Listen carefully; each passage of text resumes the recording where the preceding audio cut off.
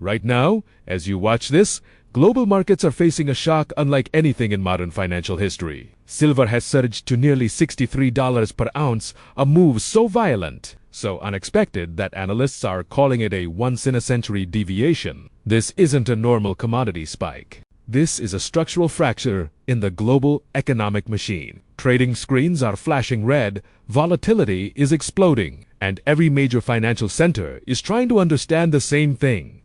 How did silver jump over 100% in 12 months? And what does that mean for the world we live in today? The turning point, in my analysis, came on October 3rd. On that day, China's Ministry of Commerce quietly initiated a move that now appears to have triggered a chain reaction across global supply systems.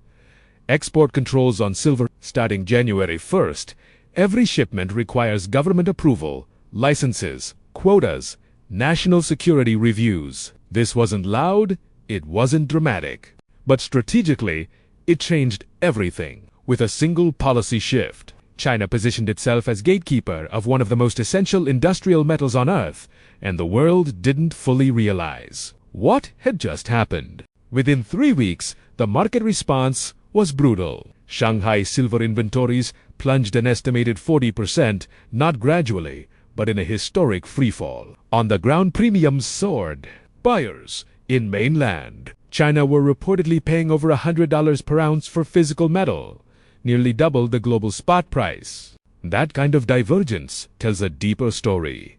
Somebody with major insight is preparing for a supply crunch, and when the world's largest industrial consumer signals panic through price, the rest of the market usually learns the hard way what's coming next. While China was tightening control, the West was running out of metal. Mint production lines went silent as sold-out signs spread across North America and Europe. Institutional buyers, not retail, not traders, but the largest players in the financial system began demanding physical delivery instead of paper contracts. Reports indicate orders tied to more than 350 million ounces of silver. That number is bigger than most estimates of the entire annual surplus. When the biggest entities in the world stop trusting paper and demand real metal, that's not a market fluctuation. That is a systemic warning. Even if you've never cared about silver, its absence will show up in your life. Every smartphone you own, every solar panel powering your home, every electric vehicle rolling off a factory line. And now, the most important one, artificial intelligence infrastructure. AI servers use specialized silver components for conductivity and heat dispersion, consuming metal at rates previously unthinkable. By some estimates, the AI boom alone could require 200 million ounces by 2030. So when silver supply tightens, it isn't investors who feel it first. It's every industry modern life depends on. But here's where the situation escalates. Silver isn't just a technological metal. It's a military metal. Precision missiles, radar systems, targeting computers, autonomous drones, they all rely on silver's unmatched conductivity. The U.S. military reportedly consumed around 15 million ounces in 2024 alone. But America produces only 14% of its own supply. That means most of the silver powering U.S. defense systems comes from abroad and is refined primarily by China. In any geopolitical standoff, control of this metal could shift the balance of power faster than most people realize. Many people assume China dominates silver mining. They don't. They mine only about 6% of global output. But here's where the real leverage exists. China controls the refining. They take raw ore from around the world, refine it into high-purity industrial silver, and redistribute it across the global tech economy. For years, this system functioned smoothly, until now. With export controls in place, China is no longer just a participant in the silver supply chain. They are the checkpoint, the gatekeeper. And every nation downstream is suddenly realizing how dependent they've become. When I studied history, I found a repeating pattern for stages that appear again and again whenever a dominant nation becomes dependent on a critical resource. Stage 1. Dependency. Stage 2. Weaponization by the supplier. Stage 3. Crisis. And Stage 4. Realignment, where global power shifts. That cycle has reshaped empires for centuries, And every time, the nation caught in dependency reacts too late. Today, based on every signal we're seeing, we are deep inside Stage 3. And Stage 3 has never been a peaceful phase in global economic history. To understand how this ends, look at Britain in the late 80s. The world's manufacturing leader, unmatched navy, unmatched industry, but dependent on German steel. When Germany slowed shipments with bureaucratic delays, Britain's factories stalled. Shipyards fell behind schedule.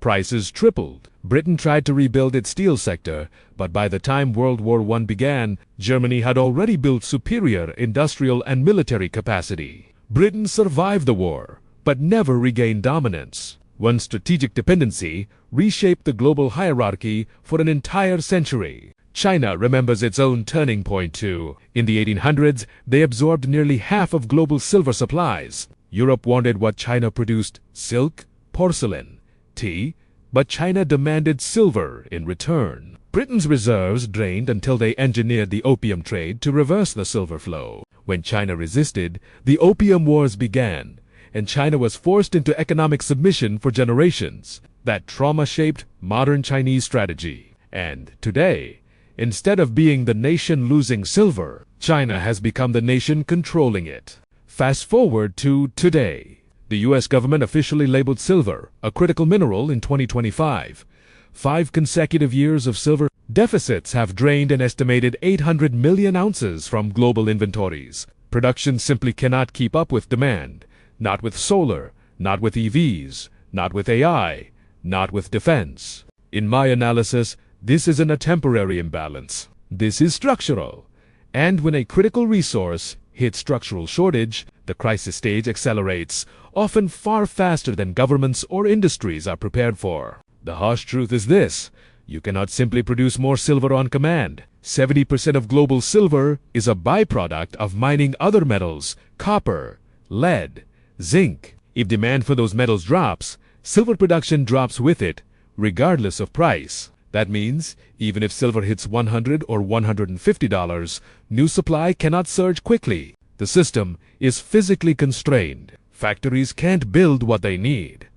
Technology slows down, and nations must compete for whatever metal remains available. Behind the scenes, the scramble has already begun. Tech manufacturers are reporting delays. Solar panel builders can't secure enough material. Electric vehicle producers are quietly revising production estimates. Even AI chip manufacturers are looking for alternatives and finding that silver simply cannot be replaced at high-performance levels. In Washington, Pentagon analysts recognize that this is a national security issue, not just an economic one. And what China understands is that the U.S. understands. That is what makes this moment so strategically charged.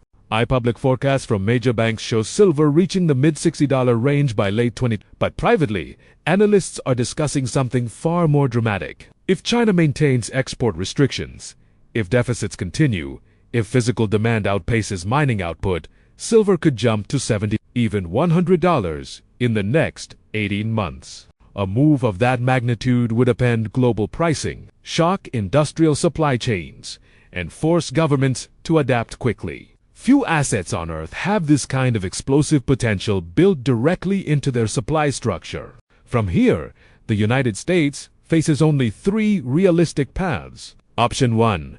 Pay whatever China demands and absorb the cost, meaning higher prices for every product that uses silver. Option 2. Try to source metal from Mexico, Peru, Australia, or Canada, nations already running at capacity and vulnerable to China's financial leverage. Option 3. Build domestic refining infrastructure. It's the only sustainable path, but could take a decade. And in a decade, China may have already secured the industrial advantage that defines the next generation. January 1st is only weeks away. If China fully enforces export restrictions, the global system enters a countdown. Watch the next 90 days closely. If inventories fall, if nations begin hoarding, if industries slow further, then Stage 3 will lock into place and the window for easy solutions will close. This moment isn't just about silver, it's a test, a signal, a shift in the balance of economic power. History is repeating itself through a new metal, in a new era. And just like before, only the nations that act early will shape what comes next.